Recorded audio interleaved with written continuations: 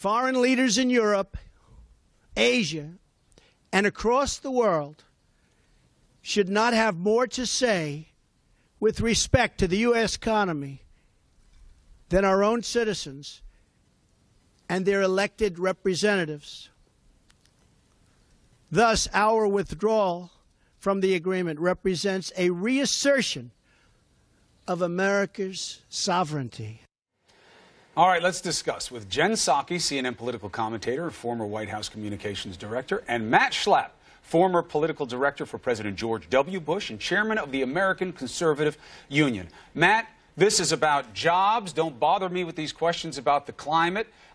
This is why we lost all those coal jobs, and it's time to put America first again. Is that the case? And if so, do you accept it?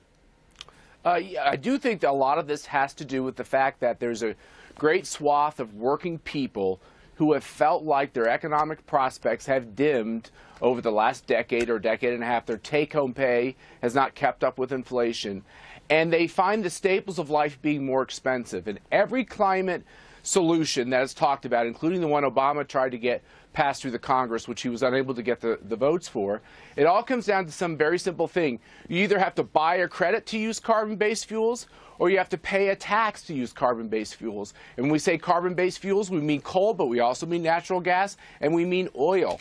And what happens to these people, the working men and women, is that they become disenchanted with this idea that it should cost more to fill their gas tank, it should cost more to heat or cool their homes, and they also become disenchanted with this idea that we lose more of the jobs that they see as their bridge to giving a better life to them and their families.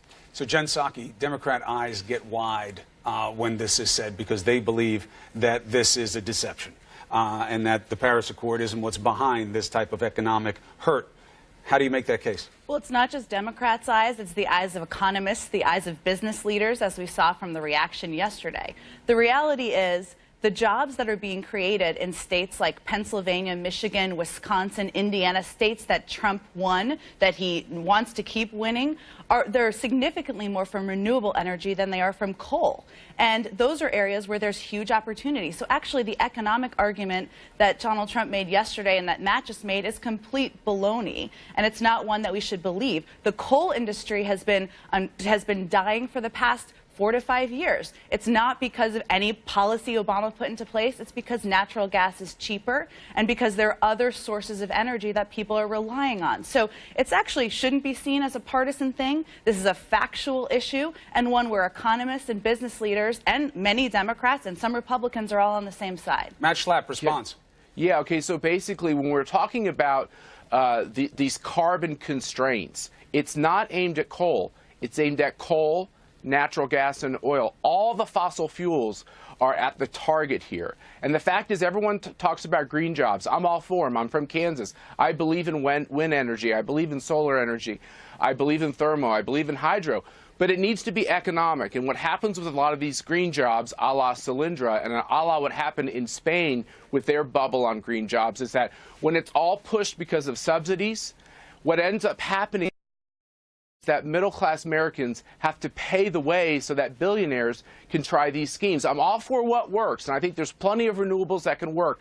But all these studies, Chris, that show that the job losses that occur when you put these carbon constraints into law, all of these studies are net of the renewable jobs. So what we're really talking about, let's be honest, Jen, I agree with you. Let's look at the facts.